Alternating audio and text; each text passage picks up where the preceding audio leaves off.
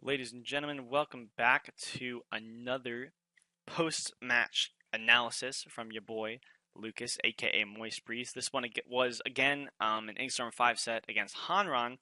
This time, Hanran, really good team. They've been really good for the past like year. I don't know exactly how long they've been around, but they've always been a threat.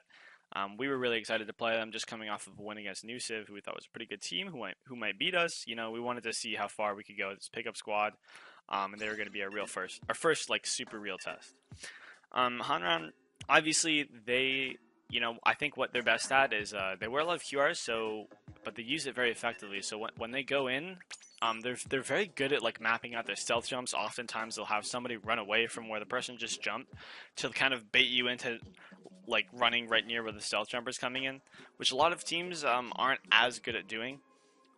They also are very good at like making you. They're also very good at making you like cornered into your own base for extended periods of time, where they lay like what I would almost call like sieges. They'll just like siege your side of the map for like a minute and a half, or like 2 minutes of the whole match, like straight. Sometimes for the entire match, even you'll just kind of be cornered in your side of the map, and they might not like knock you out, or they might not make the most amazing special coordination, but they're definitely like a really strong and formidable opponent.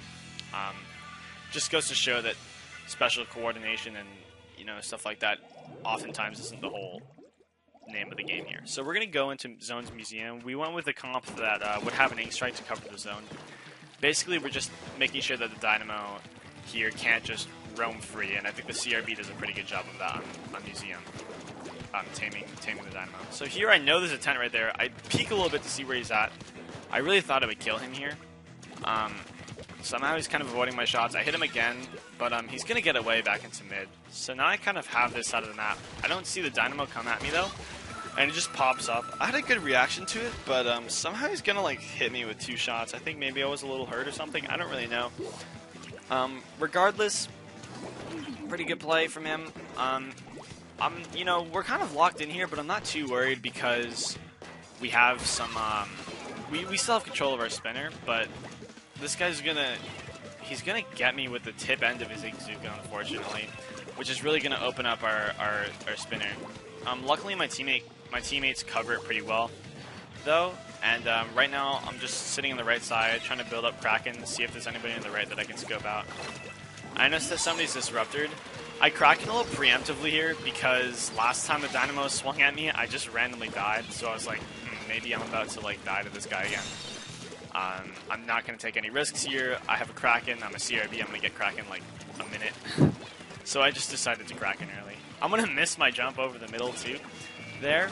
But that actually allowed me to go back on the left side and patrol and find one of the Hanran players just to make sure that they couldn't get us. So right here, I'm kind of taking my position here. On the left side, I'm going to get a bomb kill over the backside, which happens a lot of the times, and I'm also going to get a nice little direct on the approaching 10 attack. This position right here is really good. I'm able to kind of force the other team with bombs back into my teammates from the backside, while they can push the other team into me. And right here, the 10 attack is going to make a really good move, but CRB has such a wide range of influence that I'm still able to get the 10 attack. But right now, there's just really no time left for Hanran to make a nice push in. So they force a lot of people through the left side. But my team, we had our specials ready to counter them. So it was a pretty quick game to start out. But yeah, we just basically once we got control, we just locked him out. We had a really good organization.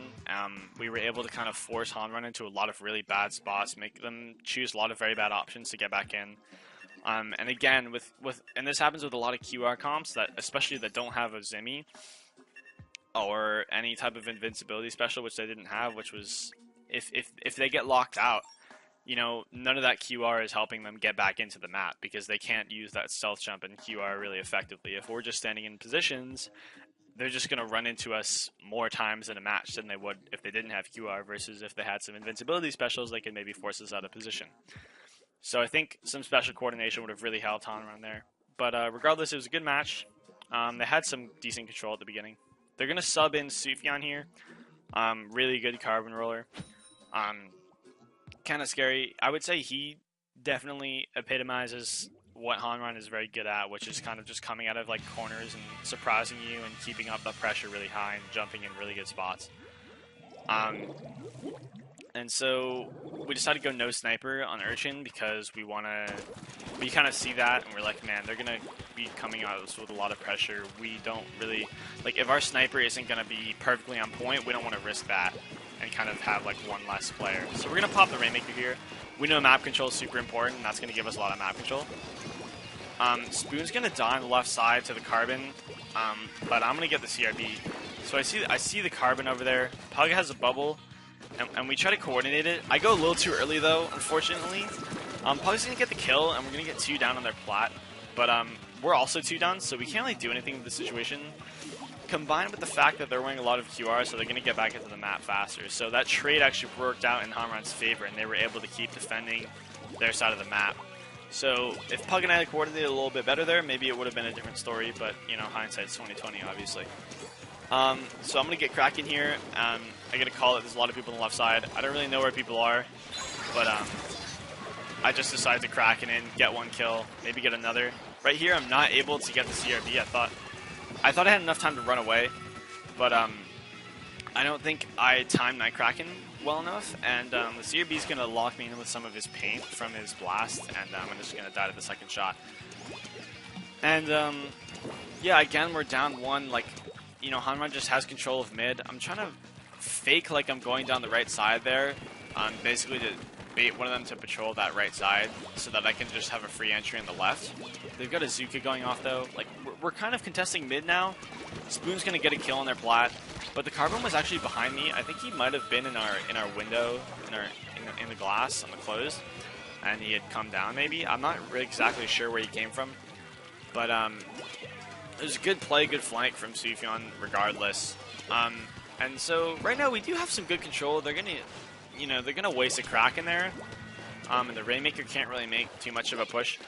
Right here, what happens is I throw a bomb here thinking that I would cover the Rainmaker, but he actually gets past it, and I miss a couple of shots on him, which is really unfortunate because I was really hoping that I was going to get the kill there. So it was a bit of a mistiming, unlucky type situation for me.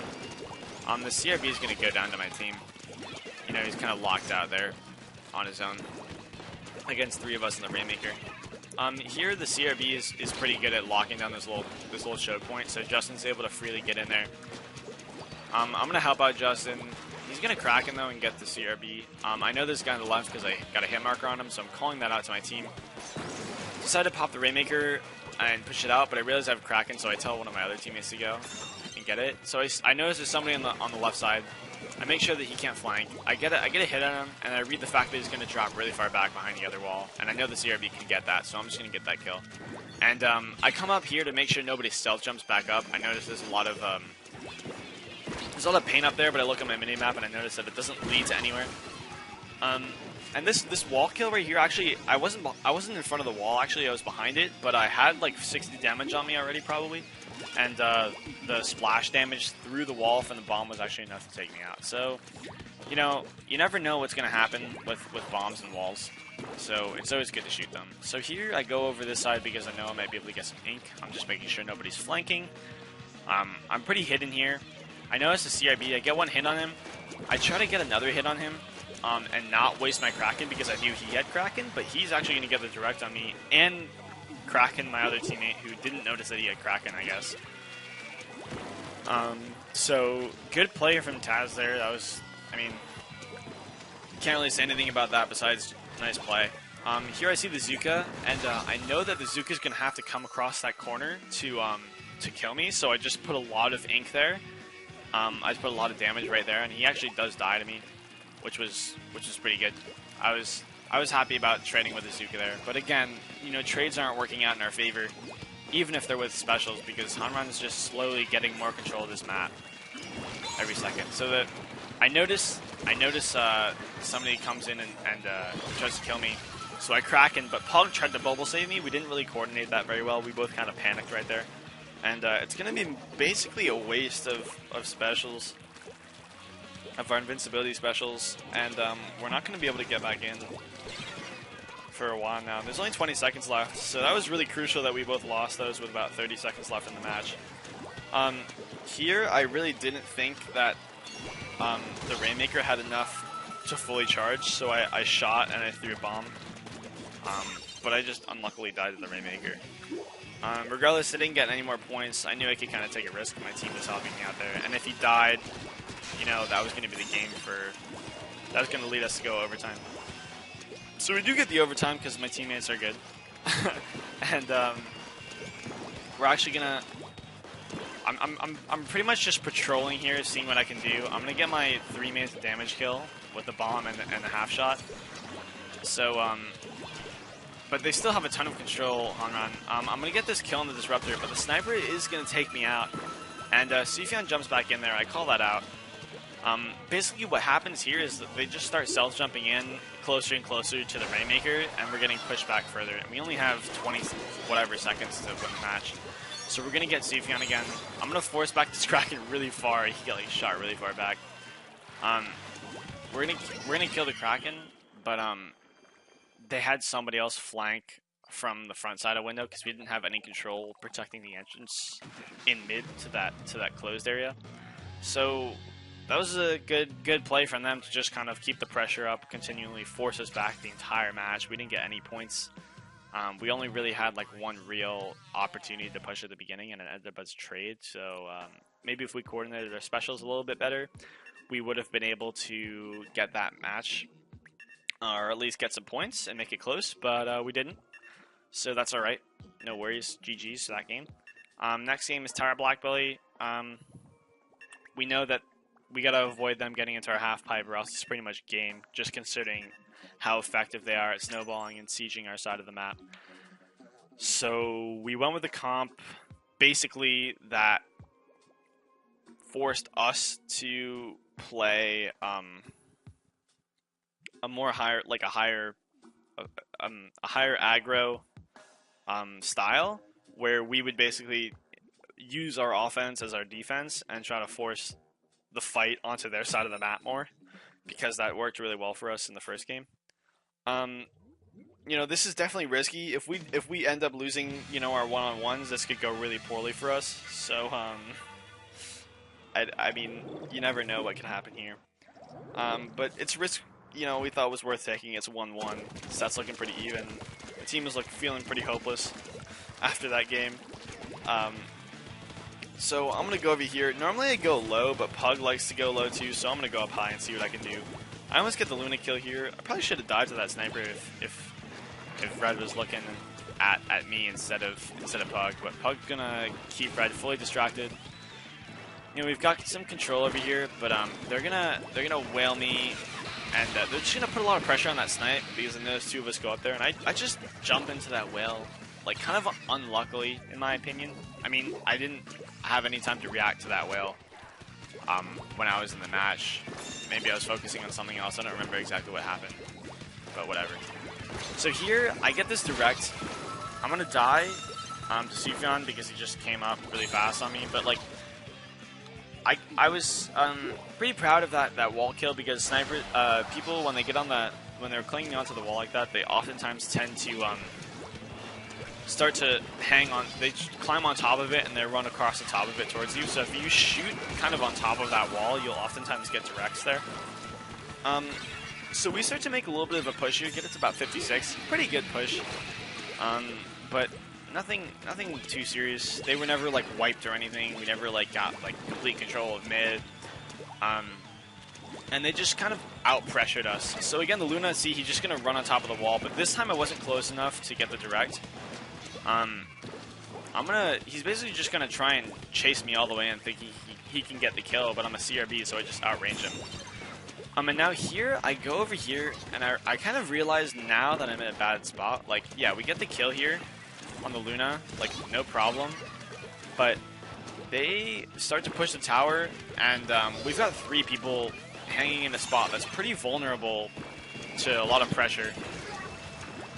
I'm going to be forced to Kraken here, and I'm going to get the kill on Sufjan. But no one else. And I noticed Luna. I missed a direct. I'm gonna get the direct eventually, but that gave Red enough time to get back down to the like ground level and line up a better shot on me. So maybe if I had gotten the direct the first time, I wouldn't have died to the sniper on tower. And again, they only had one person alive there, but I saw that there was a stealth jump, and the stealth jump is actually going to be able to continue their push for them really, really a lot. So here I'm going to juke out the sniper. I think I'm going to kill the sniper, but I don't. And when I don't kill the sniper, then, you know, Sufjan has all the ink in the world to just run at me and kill me. So he's kind of all over the place now. It's looking really grim. They're in a half fight. There's a lot of stuff going on. Sufjan's flanking. They've got 3 other people down mid. They've got a whale. They've got Zukas. This 10 attack comes up. I had no idea the 10 attack was there. We're going to fully wipe. 10 attack starts zuking the spawn along with the carbon and basically just game. Yeah, I mean, we got locked out. We made a risk. It didn't work out for us.